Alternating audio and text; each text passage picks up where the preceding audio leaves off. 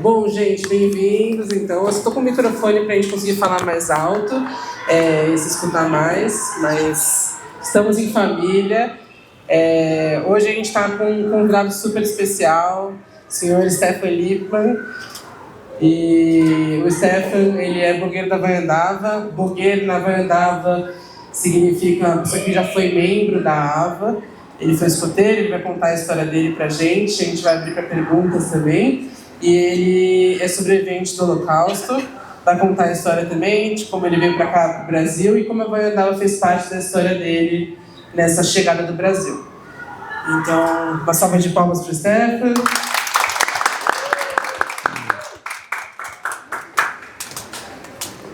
Bom, então vou começar. Ela já falou, eu falo mais uma vez. Meu nome é Stefan Lippmann. Durante a guerra, meu nome já não era Stefan Lippmann. Eu tive que abdicar dele, porque esse nome era muito judaico e eu era escondido durante a guerra.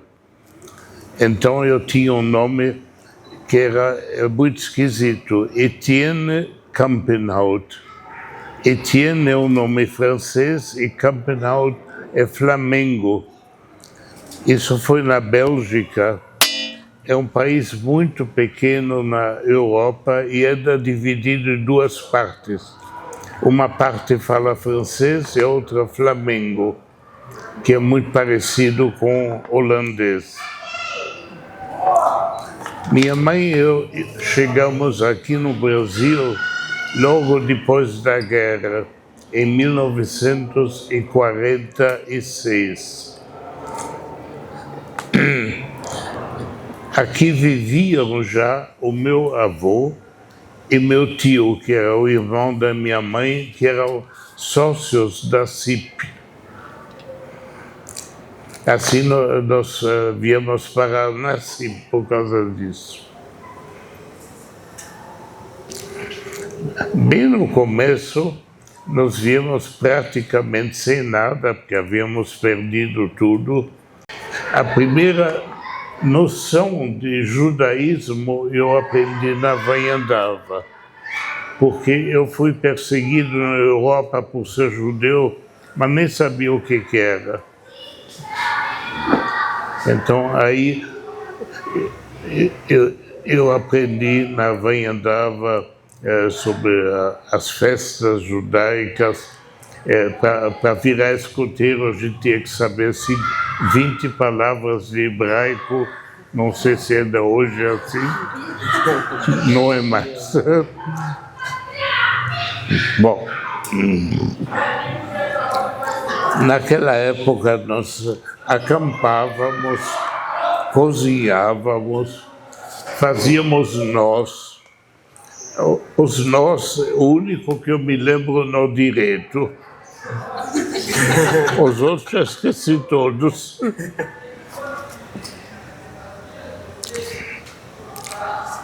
E tem uma coisa, a gente fazia tudo da maneira mais econômica. Então, quando havia meios de chegar em algum lugar de bonde ou de ônibus, a gente ia de bonde, porque o ônibus era um pouco mais caro que o bonde. E meu primeiro código de ética foram as leis escoteiras. Eu não sei se ainda existem hoje, se são as mesmas, mas até anotei, não sei, apenas acho que vale como lembrete. O escoteiro tem uma só palavra e sua honra vale mais que a própria vida. Eu achei muito importante. Isso eu aprendi antes dos 10 mandamentos. O escoteiro é leal. Aliás, aqui está tudo no masculino, porque escoteiro era só menino. menina não era escoteira, era bandeirante. Era totalmente separado uma coisa da outra. O escoteiro está sempre alerta e pratica diariamente uma boa ação. O escoteiro é amigo e irmão dos demais escoteiros. O escoteiro é cortês. O escoteiro é amigo dos animais e das plantas. O escoteiro é obediente e disciplinado. O escoteiro é alegre e sorri nas dificuldades. O escoteiro é limpo de corpo e alma. Eu acho isso muito importante como código de ética. Bom, naquela época isso eram leis universais do escotismo.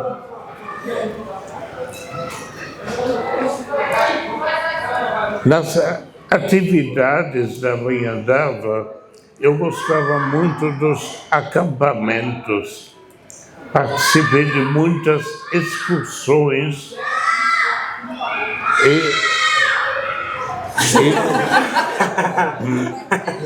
e um jamboree que foi no Parque Ibirapuera.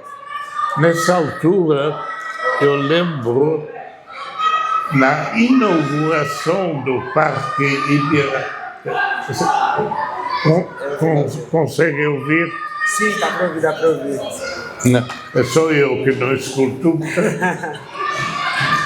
Na inauguração do Parque Ibirapuera, havia um monte de escoteiros, entre os quais eu estava, para orientar as pessoas, que o parque é muito grande, já era na época, então a gente tinha que dizer, aqui tem um museu, aqui tem um lago, etc. E uma outra atividade que nós fizemos, nós estávamos na rua uniformizados, vendendo tijolos para construir essa sede. Então a gente recolhia dinheiro, tijolo, porque era melhor cada um dar um pouco do que nada. É claro que teve muita gente que contribuiu com bem mais.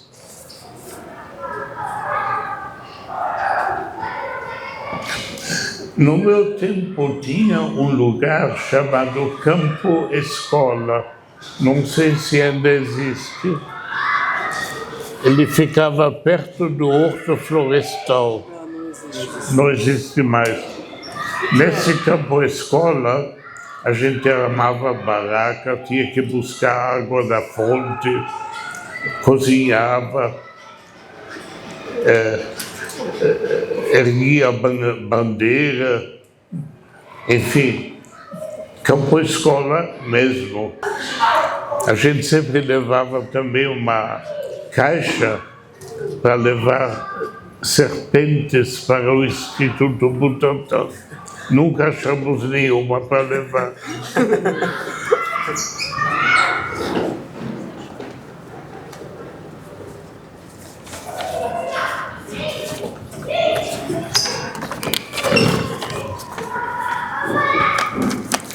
Eu lembro de um episódio, um dos chefes era Francisco Gotthelf. Hoje ele tem uma passarela com o nome dele. Ele foi o fundador do programa Mosaico também. O filho dele ainda hoje trabalha no Mosaico. Então, como nós tínhamos que comer kasher nos acampamentos, eu levei um pepino e nós tínhamos faca, descasquei o pepino e cada um ganhou um pedaço. Justo aquele pedaço que eu dei para o Francisco, saiu um verme de dentro.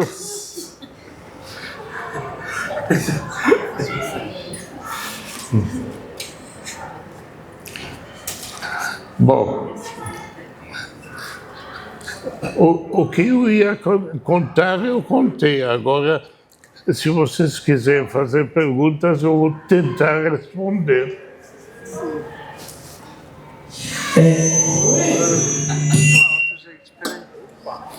Alô? Agora sim. Stefano, muito legal, muito bonito ver toda essa passagem pela Vaiandava. E você falou, né, que a Vaiandava entrou muito nesse lugar de retomar a identidade judaica que foi perdida, que foi obrigada a ser perdida, né, ao longo do caminho. E eu queria que você contasse um pouco pra gente que você saiu da Alemanha, depois foi para a Bélgica, e como que foi essa passagem, assim, quando você fugiu da guerra, né? Tá. Enfim, contar um pouquinho dessa história pra gente. Tá bom. Quer dizer, agora já não tem mais nada a ver com escotismo. Depois a gente vai voltando. Tá?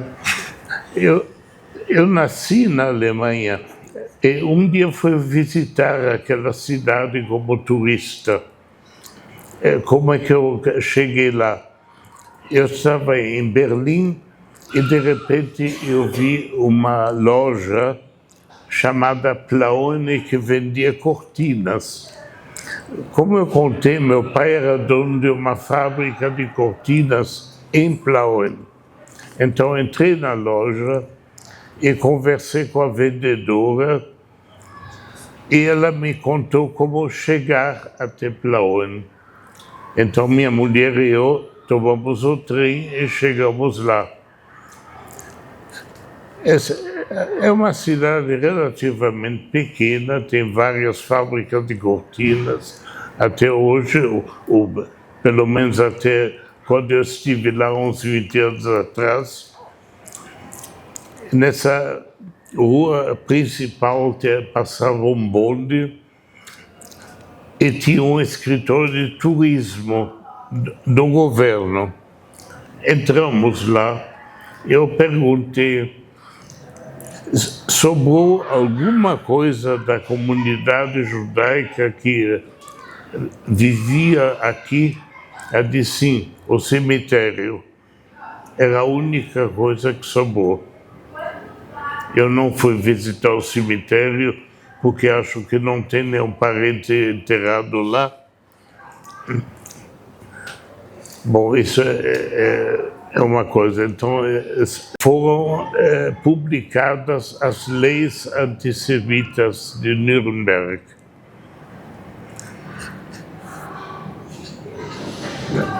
Quando eu tinha mais ou menos 3 anos e meio de idade, os nazistas entraram na nossa casa e quebraram tudo que encontraram pela frente.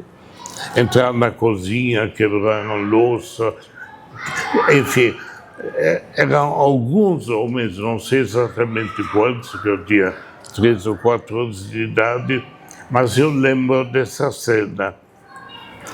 Simplesmente quebraram tudo.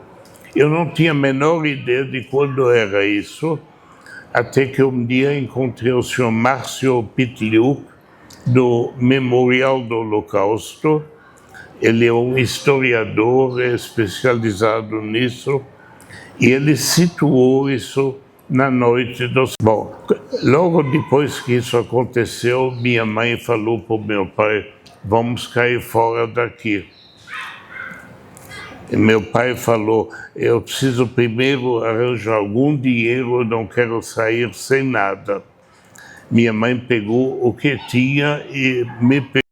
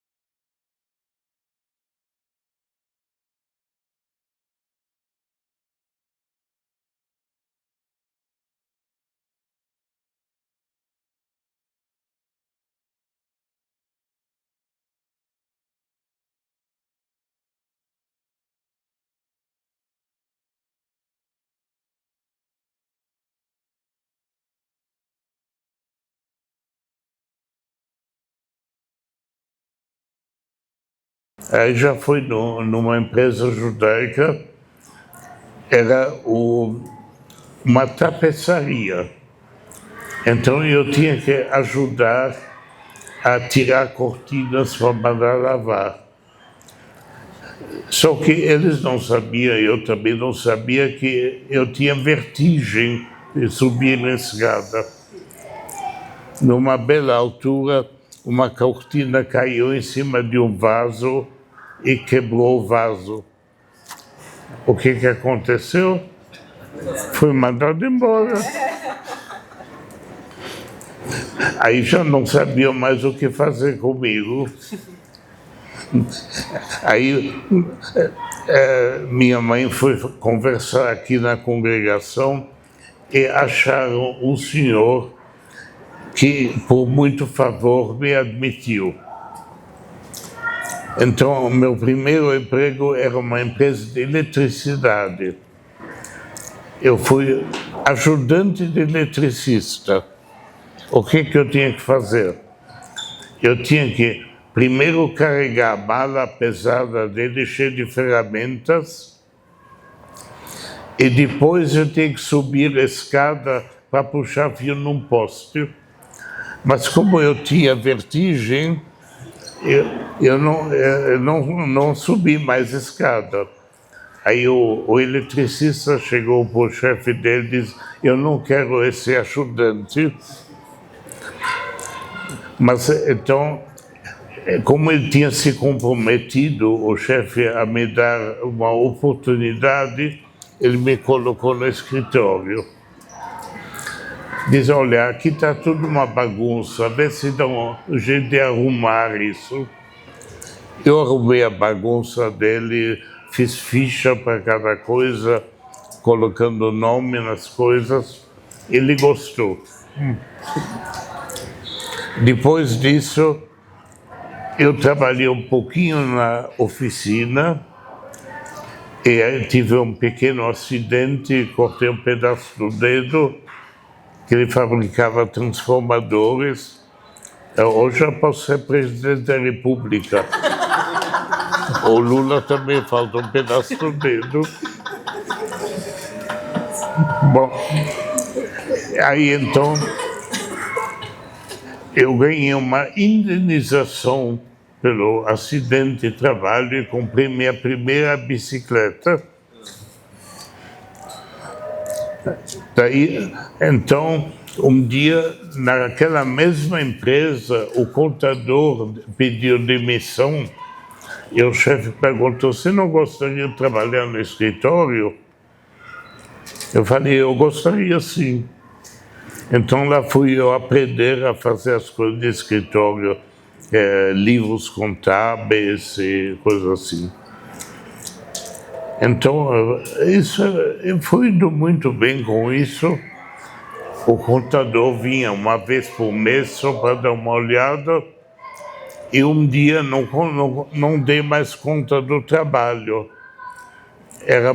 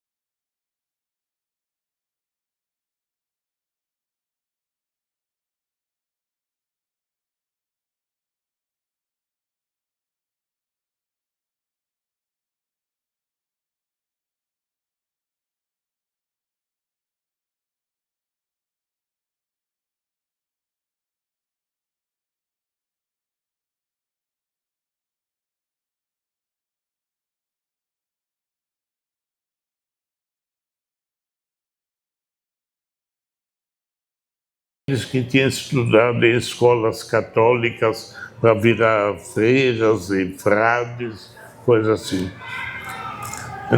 Então, repeti o curso e no ano seguinte me falaram: olha, lá no Rio de Janeiro, no Colégio Dom Pedro II, dá para fazer esse mesmo exame e é menos difícil que em São Paulo. No ano seguinte eu fui para o Rio fazer exame.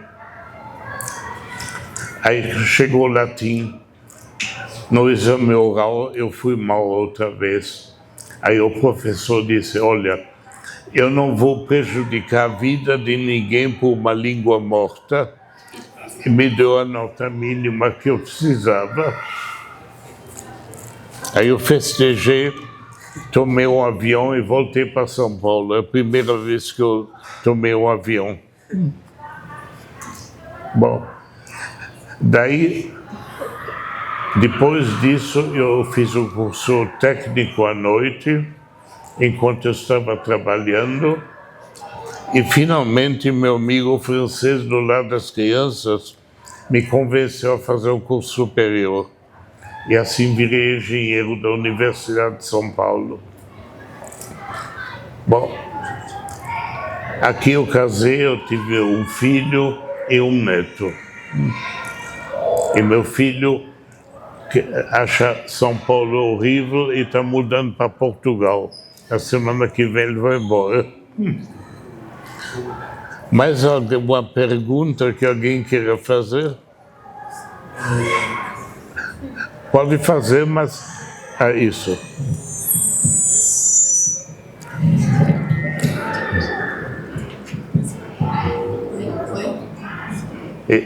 Eu acho que alguém precisa me contar o que. Então, você falou da Noite dos Cristais, né? Que entraram pessoas na sua casa e quebraram coisas. Eu sinto muito, não Vou te falar. Ela falou que você falou das Noites dos Cristais, que as pessoas entraram na sua casa, você descobriu depois que era a Noite dos Cristais. Sim. Então, eu estava estudando sobre esse evento na escola mesmo, na aula de história, há algumas semanas. E a Lu estava estudando sobre isso na escola dela, sobre a Noite dos Cristais, há algumas semanas. Aham, sim. Então, e eu estava estudando isso, e aí o meu professor falou que foi como se fosse um tipo de teste para eles saberem se, para os nazistas, né, para o governo, saber se eles podiam, se os alemães se incomodariam com a perseguição e a violência que eles pretendiam cometer contra os judeus. Então, tipo, a polícia... Vai devagar que ela vai transmitir. Ela falou que ela estudou e que falaram para ela que era como se fosse um teste para os alemães saberem se eles podiam cometer, assim, né?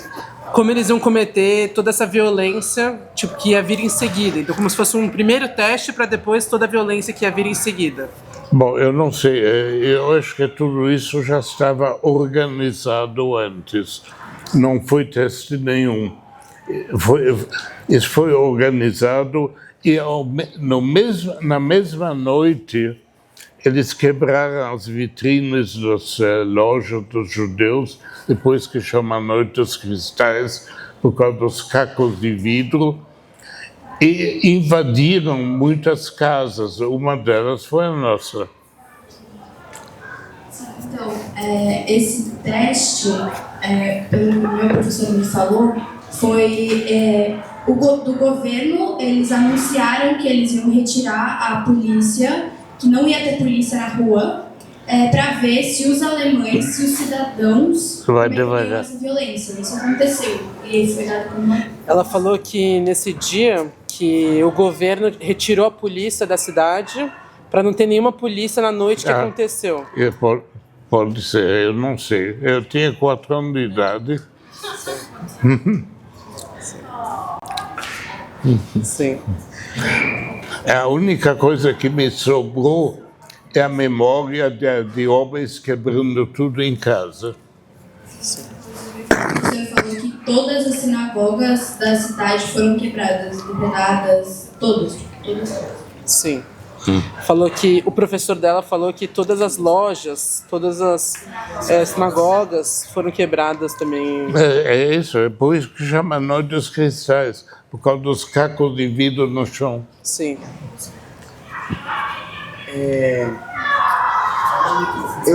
A Vicky quer fazer uma pergunta. Quer fazer? Mas deixa eu fazer isso. Seu filho ou seu neto chegaram aí na Vaiandava? Seu filho e seu neto chegaram aí na Vaiandava? Não, meu filho nunca quis na Vaiandava e meu neto não foi educado como judeu.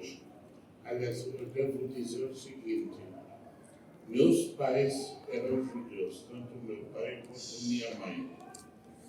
Agora, minha esposa tinha uma mãe judia e um pai não judeu. E eles conviviam pacificamente, cada um respeitando o sentimento dos outros. E aí, quando meu filho se juntou com uma outra mulher e teve meu neto, ele não foi educado como judeu. No entanto, ele fez a bris na nossa casa. Meu filho fez a bris na antiga sinagoga da CIP. Acho que ficava na Brigadeiro Galvão.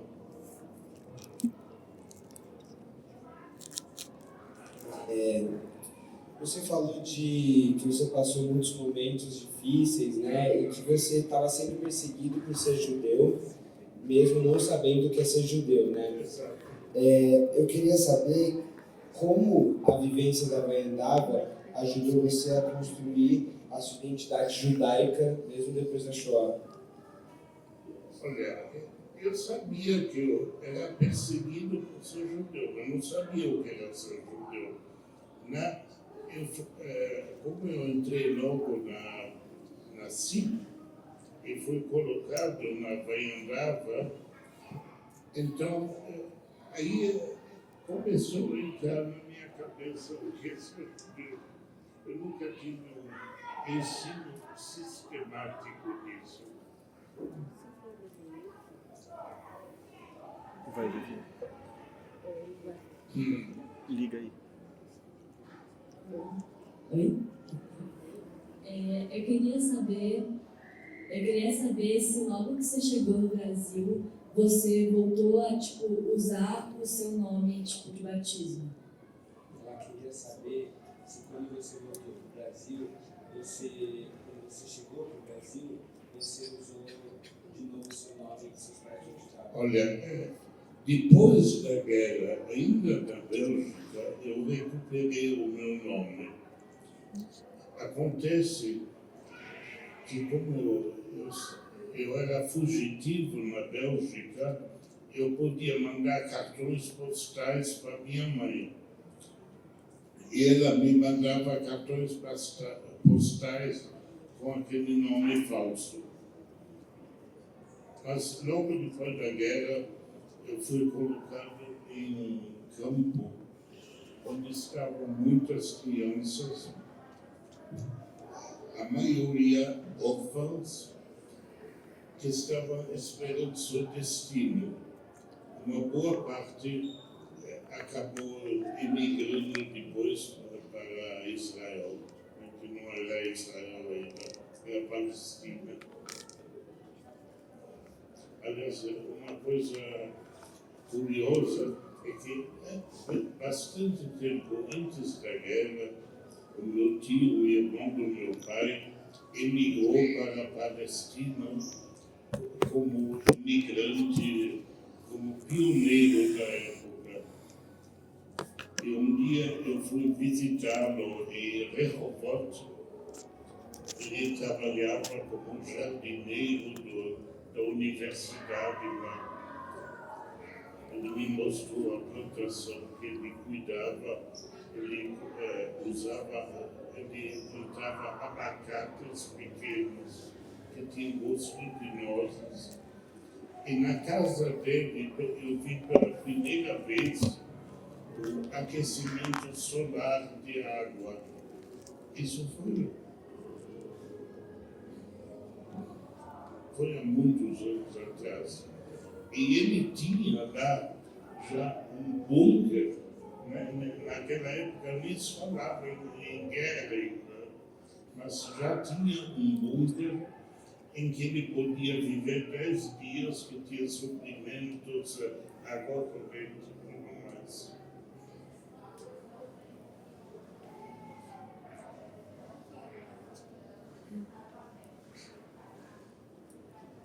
Como que eram as atividades da AVA na sua época? Porque hoje a gente tem as POLOT, mas na sua época, tipo, como que funcionavam as atividades? Como que eram as atividades da Vanguarda na sua época? Bom, nós fazíamos reuniões semanais na Casa da Juventude, que ficava na Rua Augusta. 1953. Senão eu passei na frente e lá já está derrubado o lugar. E os responsáveis na época eram um casal Speyer. Só isso. Só isso. O dia mais fraco da Havaiana. Ah, sim. Hoje é uma lenda pra gente. Tem um troféu com o nome. Bom, Você quer perguntar? não havia rasita ainda. No entanto, além do escotismo, havia atividades para quem não era escoteiro, mas era jovem. Então, tinha bailes uma vez por semana, e coisas, reuniões de pessoas que não eram escoteiros. A colônia de férias, acho que também já existiu uma outra em Campo do Jordão.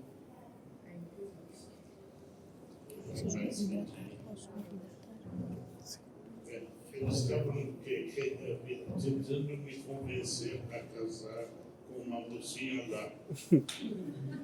Mas eu achei muito longe, que ela morava perto, atrás do aeroporto de Congonhas. Hoje a gente diria que é bem perto. É bem perto.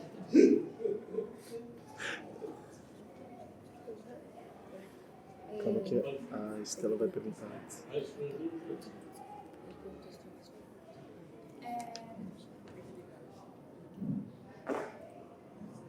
Oi. Que? Como que era a comunicação com as outras pessoas na Vanendava? Você falava português ou tinha outras pessoas que falavam francês, alemão? Não, era português mesmo. Acontece que quando eu cheguei só falava francês. Mas eu contei, quando eu contei minha história, que tinha uma senhora voluntária que me ensinou português e em troca a gente conversava em francês com ela.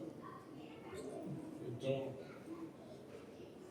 também tinha um senhor voluntário que vinha também, trazia uma vitrola portátil e com ele aprendia alguma coisa sobre música clássica.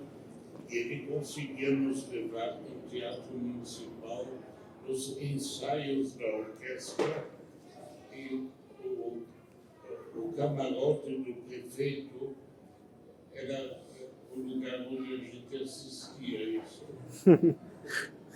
Ele nos contou muita coisa sobre música clássica. Já trabalho voluntário houve muito. Minha esposa e eu também fizemos trabalho voluntário na CIP.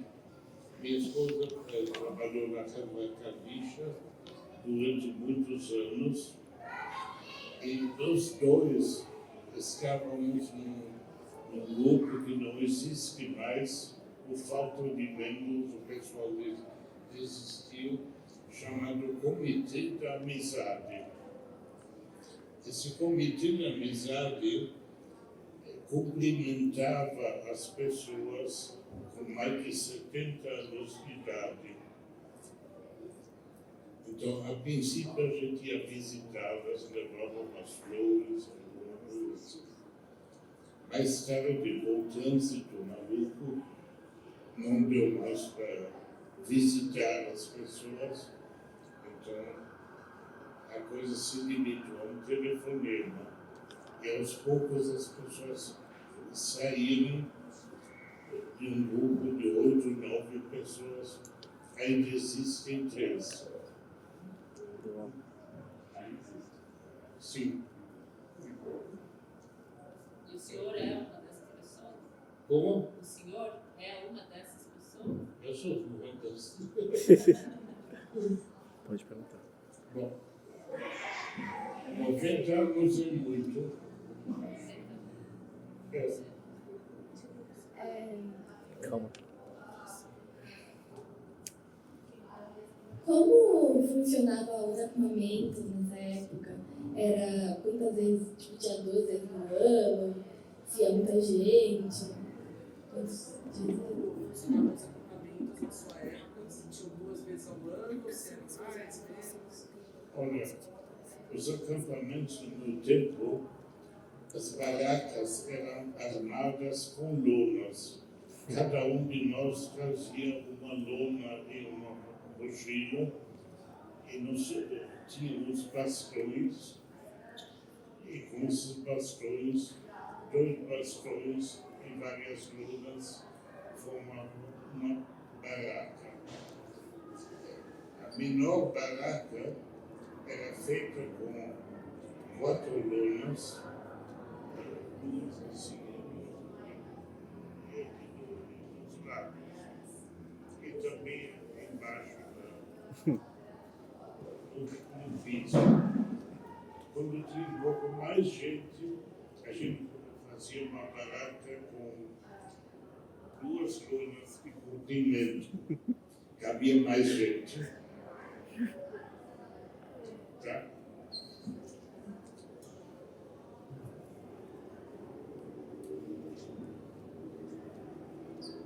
Eu queria perguntar, porque está, assim, nesta época, por causa da pandemia, por causa de eventos X, incluindo meus filhos, né? A juventude passa muito por quadros de terapia, né? Para superar circunstâncias ou vivências traumatizantes. Nessa época, por conta da pandemia, a juventude teve que viver em tempos difíceis e precisou de terapia, né, para viver esses momentos difíceis. E eu queria saber se, sendo uma criança e um sobrevivente, após do evento da Shoah, como foi para o senhor lidar com o vivido, se tinha entorno para o gente que ajudava a superar, a lidar com o que tinha acontecido. Olha, eu não precisei fazer nenhuma terapia por causa do Holocausto. Então, eu fiz mais tarde, mas por outras razões. Isso simplesmente sumiu. Não que eu esqueci, tanto é que estou contando a história, mas não ficou uma marca tão profunda assim. Você que era muito... Olha, eu Era muito criança. nem sabia que era sobrevivente. Um dia me falaram, o senhor é sobrevivente. Eu falei, como? Eu nunca estive em campo de concentração, eu nunca estive em gueto, é assim mesmo. Então, sobrevivente, o Yad Vashem fez uma definição. Além daqueles que estiveram em campos de concentração e guetos, também o pessoal que viveu nos países europeus, ocupados pelos nazistas e foram perseguidos por serem judeus, são considerados sobreviventes também. A vantagem que eu tenho com isso é que, além da minha aposentadoria do INSS, que não é grande coisa, eu tenho uma pensão tradicional que recebo da Alemanha a título de indenização. E aqui a Unibis representa também o governo alemão nisso e me paga todos os medicamentos que eu gasto, e não são poucos.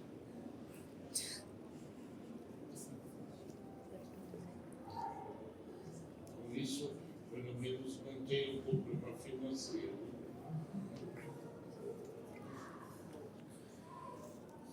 Sim. Ai, desculpa. Senhor Stefan, aqui.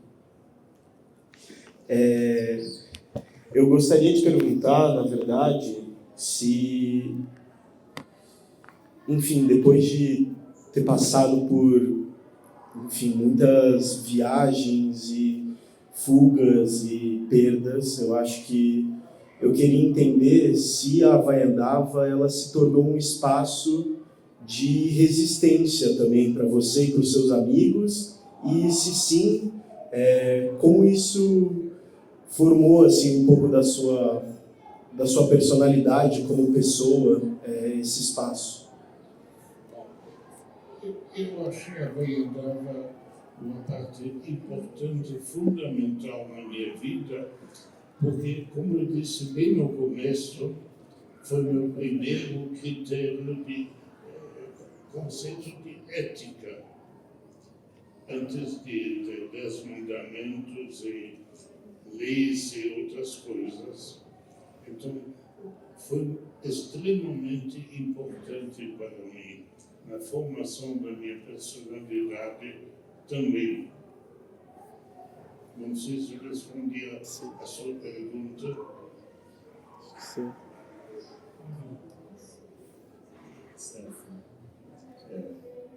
Queria saber de você qual que é o seu sentimento hoje com relação à Alemanha, com relação ao Brasil e com relação a Israel. Ele perguntou qual é o seu sentimento hoje em relação à Alemanha, ao Brasil e Israel. Bom, para mim, Israel é fundamental, porque se tivesse existido na época do Holocausto, provavelmente não teria havido Holocausto. Isso é Israel. Brasil é fundamental porque nos aceitou como imigrantes. A minha mãe, na verdade, queria ir para os Estados Unidos. E como hoje não é possível, havia cotas limitadas. Minha mãe não queria vir para cá, onde já moravam o pai dela e o irmão dela.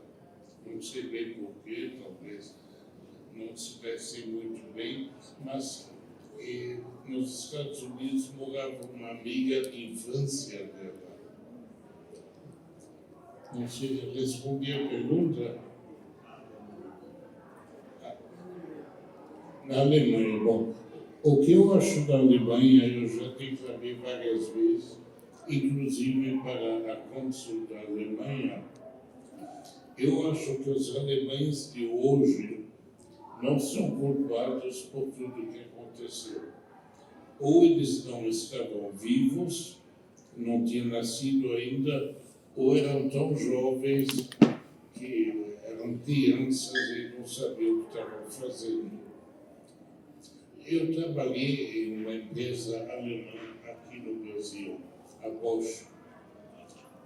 Um engenheiro alemão veio aqui, eu fui nomeado assistente dele e tradutor, porque ele trouxe muito conhecimento técnico da Alemanha. Eu também traduzi vários manuais alemães. Mas eu não tenho ressentimento. Eu não tenho ressentimento contra os alemães hoje. Tanto é que eu visitei a Alemanha várias vezes depois.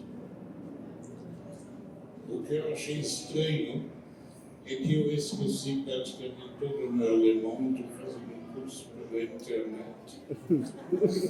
E um dia, na Alemanha, eu conversei com um imigrante lá, era árabe, não me lembro de que país veio, e percebi que meu alemão ainda estava melhor que o dele. Ele estava a nos afiar.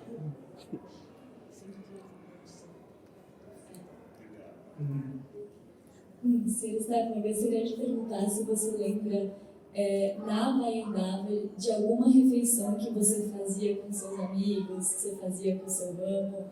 Então, se você lembra de alguma coisa específica que vocês faziam e comiam. Ela quer saber se você lembra de alguma refeição, de um momento que vocês comiam juntos na Havaianável.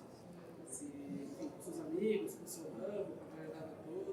Bom, nós tínhamos que cozinhar a própria comida, não? Então, lá aprendi a fazer arroz, feijão, etc. E a comida tinha que ser caché, além do mais. Sem exagero. Você aprendeu a cozinhar na Havaianável? Você sabia? Não, eu aprendi na Havaianável. Eu também. Eu falei. E, fora disso, aprendemos noções de primeiro socorro. Isso é muito importante. Na época eu sabia fazer muitos nós, como eu disse, agora só lembro do nó direito. Eu tenho uma pergunta.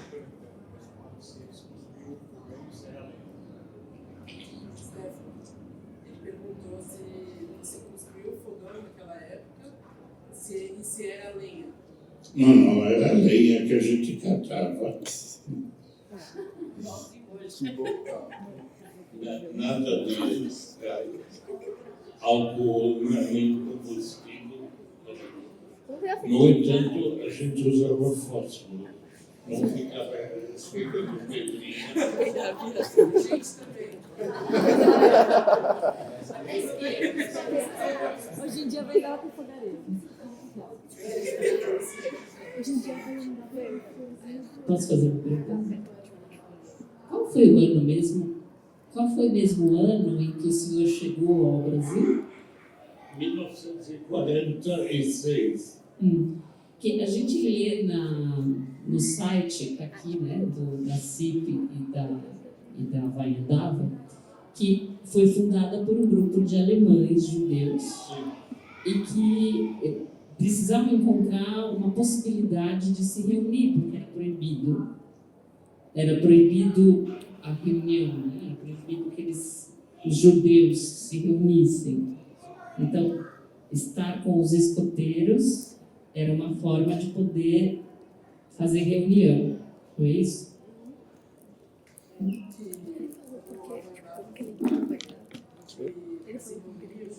Ele entrou em 1950. Ele tipo, fazia parte do lar das crianças, que é da CIP. E aí depois... Olha, no meu tempo eu não senti isso. Apesar de já não era mais ditadura em 1946. Então, os vagas tinham acabado. O presidente acho que era o Lula Dutra, se não me engano. E aí, diz a lenda, né, que a lenda não, a história, que o significado da palavra tem a ver com homens de todas as raças e sempre se configurou como um espaço aberto a várias pessoas de todos os tipos. Eu queria saber se era assim no seu tempo. Que a palavra Havaianável, do Guarani, significa homem de todas as raças. E isso, a história conta que hoje em dia a gente é aberto para todos os tipos de pessoas, né? Há muita diversidade. E ela perguntou se na sua época também era assim. Eu acho que sim, não houve diferença. Na verdade, a ditadura militar que houve aqui em 1964, naquele tempo eu era estudante universitário na Universidade de São Paulo. O José Serra, que hoje é senador, ele estava na Escola Politécnica no meu tempo, não na minha classe, uma outra mais na frente. E naquela época, José Serra já formou um grupo do qual acabei participando, em que estudamos a lei de bases e diretrizes da educação. Já naquela época. Aí eu achei que ele conseguia ler nas entrelinhas da lei. Então, realmente foi uma coisa fantástica. Depois, ele virou presidente da UNE e teve que fugir de São Paulo por causa disso. Agora, na minha classe, nós comprávamos livros russos. Os livros russos, um deles era uma tabela de logaritmos, outro livro russo era sobre eletricidade básica, e aquilo era considerado livro subversivo pelos soldados que nos paravam na rua e olhavam esses livros. O livro russo é subversivo. Comunista. Por que comprávamos isso? Que era muito mais barato que os americanos. Sim. Bom, ainda vale a pena dizer mais uma coisa. Eu tive um professor na universidade que chamava-se Rui da Silva Leme. Ele mais tarde virou secretário da Fazenda do governo federal. Tinha até uma nota de dinheiro com a assinatura dele. E ele dava, entre as aulas que ele dava, antes da ditadura, uma delas era Problemas Brasileiros. Quando entrou a ditadura, ele parou de dar essa aula. O Brasil parou de ter problemas.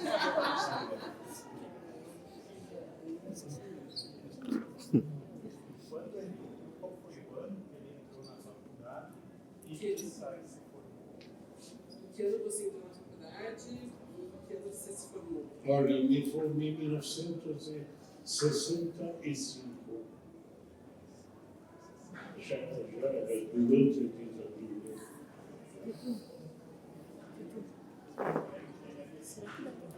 Era engenharia civil? Sim, não civil, não, mecânica. Naquela época, a mecânica era dividida em duas partes, uma de projeto e outra de produção. E eu escolhi produção. É que a gente tem pouco tempo também, mas vê se rola. Como que foi para você viver a ditadura depois de tudo que você passou, meu Carlos?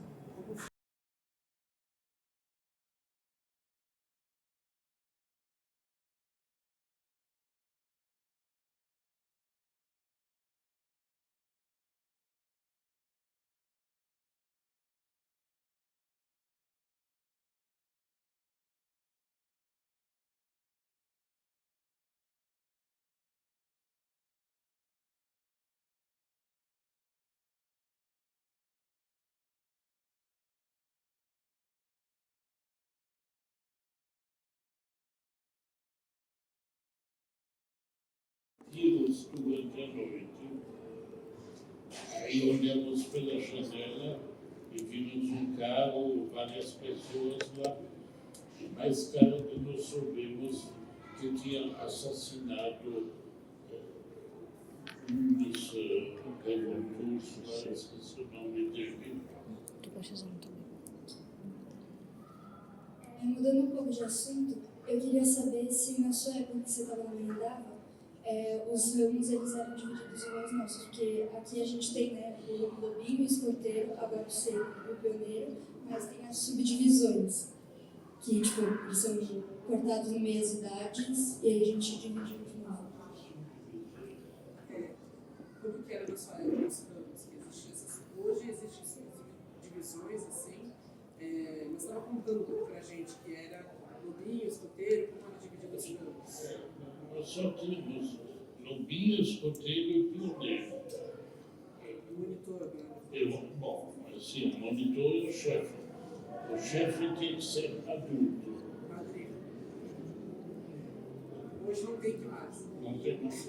Bom, se a Vaiandava faz parte da União dos Escoteiros do Brasil, é obrigado pelo chefe. Sim, sim.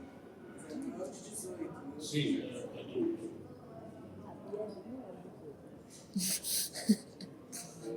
Bia,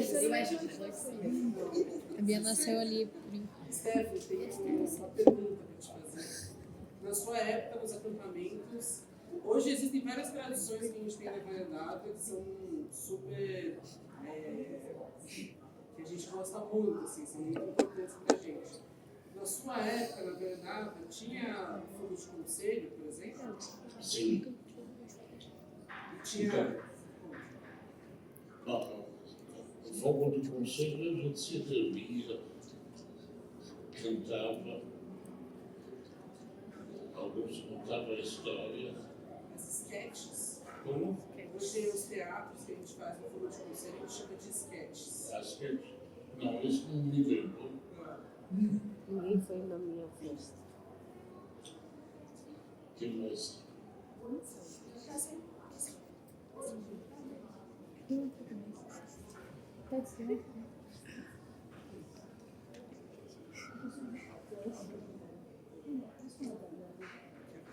Ah, eu queria perguntar se você lembra de alguma música que vocês cantavam.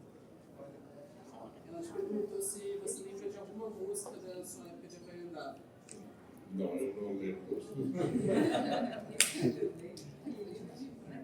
Eu queria perguntar se as refeições eram feitas... Não, a gente aprendia as músicas hebraicas usuais, e aí de Marco, tinha mais 2 ou 3.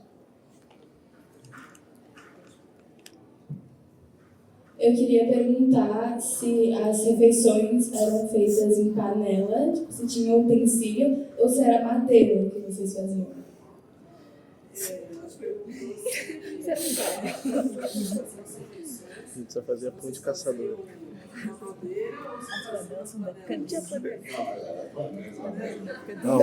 Não, Civilidade. Bia, nossas panelas são da época dele. Não, um galho. Um galho, tipo. Tem resquícios lá de fósseis. Tudo pra nós. Pergunta se você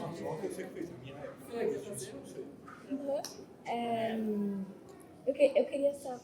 Pergunta no microfone. Pergunta no microfone. Agora, bola deu branco. Tutu, pergunta se ele gosta de vitamina D. Mano, deu branco. Deu branco, deu branco. Deu branco.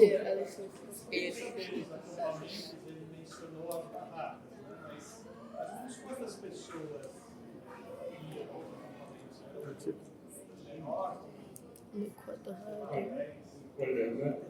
as barracas menores que tinham uma lona de comprimento, em geral ficavam só 2 pessoas. Agora, na maior que tem 2 lonas de comprimento, cabia 4. Na minha patrulha tinha meia dúzia, eu vi na fotografia agora. Você vai andar, Stephanie? Quantas pessoas tinham? Eu não sei, não me lembro quantas patrulhas tinha várias. Cada patrulha eram tipo 6 pessoas, só que tinham mais patrulhas por ramo. Entendeu? As patrulhas eram tipo mini só dentro do ramo. Isso ainda existe. O quê? Isso ainda existe do jeito que é. Não, é como se fosse tipo um grupo Íngeros B2, que é, sei lá, você, a Lívia, o Borges e Era mais subdividido? E aí o outro que era a Fran. Minha memória sempre foi péssima.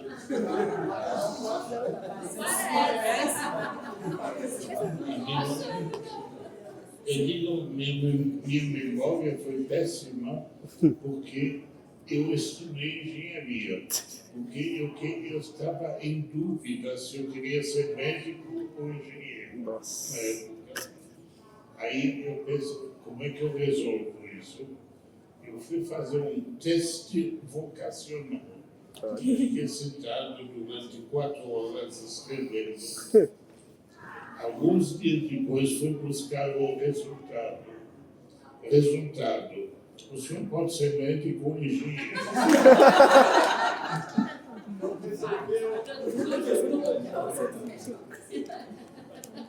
Agora, por que escolhi engenharia?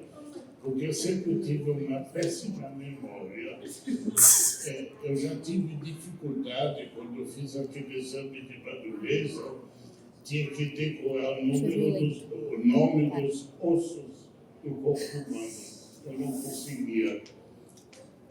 Também não teria feito diferença que mudaram todos agora. Sim. Você disse que você tinha uma promessa. Você lembra como você tinha um manual que você tinha que fazer, como era isso? Para tirar promessa. Tirar promessa? Que é? Não, para tirar promessa. Ah, sim. Como que você, como adquiria a promessa na época? Você tinha algum processo para tirar a promessa ou se você só recebia? Como funcionava? Eu não sei, era uma cerimônia, porque não me lembro exatamente como era, mas a gente tinha que prometer um monte de coisas.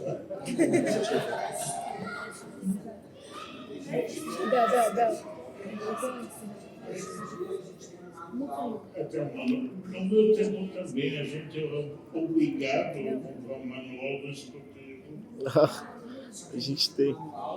Específico para cada ramo, para cada patrulha fazer, com algumas perguntas sobre o judaísmo, o escotismo. O manual que eu conhecia era um manual universal para escoteiros. Então ele falava de primeiros socorros, falava de nós, falava de nuvens. A gente tem que saber o nome das coisas. Isaac. Sempre escutei. Não foi?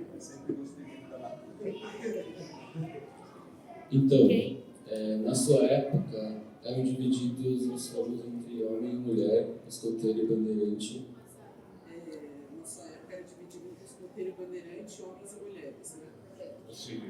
Eu queria perguntar... E cada um deles era definido por idade. Sim. Eu queria perguntar se, na sua visão, o fato de se dividirem por gênero chegou a afetar a sua relação com as mulheres no futuro.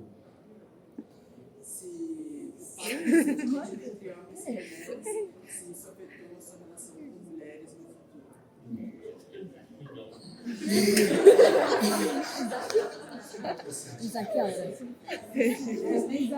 Mas nem tinha contato, né, com as mulheres. Isaac.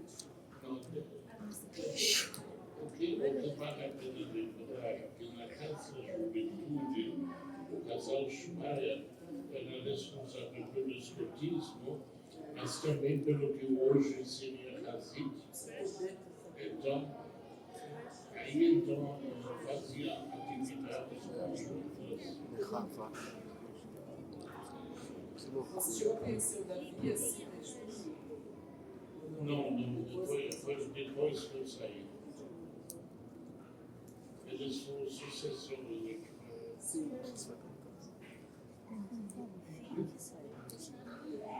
Você comentou que você chegou a conhecer, né, o casal Speyer, e acho legal que você saiba que hoje em dia, no Fogo de Conselho, a gente... Você vai falar? A gente fala na microfone. É que tem uma curiosidade, que você falou que você chegou a conhecer o casal Speyer, né? E hoje em dia, no Fogo de Conselho, a gente tem meio que uma competição entre os ramos para quem faz a melhor sketch.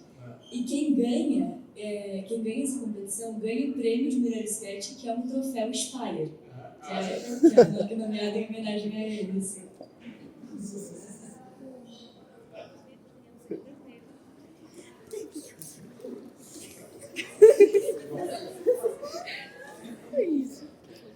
No meu tempo, responsável da comunicação pela parte religiosa era o Rabino Pinkus. Esse Rabino Pinkus tinha um filho chamado Michael Pinkus, que por curiosidade estava na minha patrulha da Vaiandava. Então eu frequentava de vez em quando a casa deles e conto piadas dele. Por exemplo, que ele tinha 3 geladeiras. Uma para colocar coisa de carne, a outra de leite e a terceira para trefa.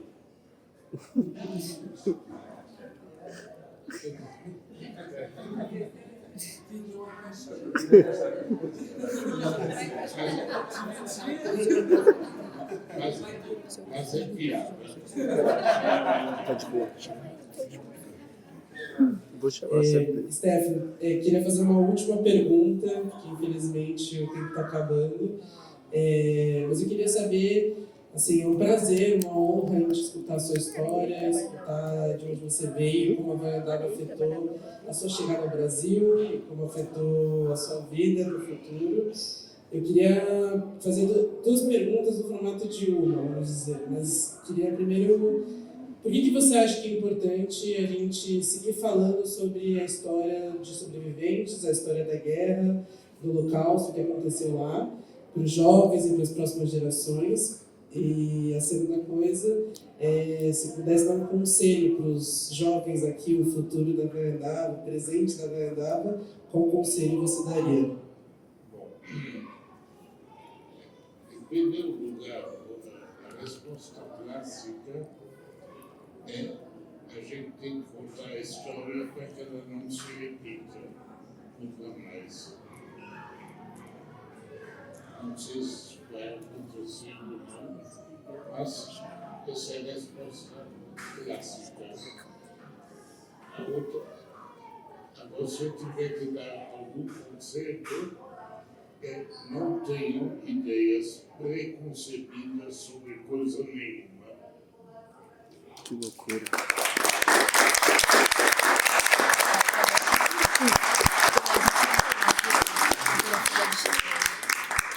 Stefano, super obrigada por ter vindo hoje. Foi muito emocionante estar todo mundo junto. A gente tem umas surpresas ainda, mas eu queria saber, eu sei que você não lembra as músicas, mas eu queria saber se você lembra uma coisa específica. Sabe aquele lema, uma vez a Vaiandava? No meu tempo, o lema era uma vez escutei, sempre escutei. A gente tem que sempre dar na mão para o dedo isso. Legal. Stefano. Maçonaria. Vou lá, cara. A gente queria te agradecer mais uma vez por estar aqui com a gente.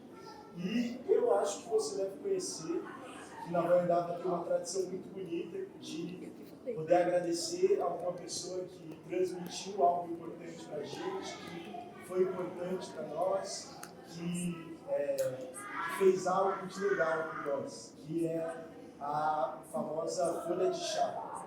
Então, que é uma palma escoteira de bandeirante, uma palma bandeirante que existe. Então, eu vou puxar aqui com todo mundo para a gente poder agradecer por esse momento. Obrigado de novo. Madu, folha. 13.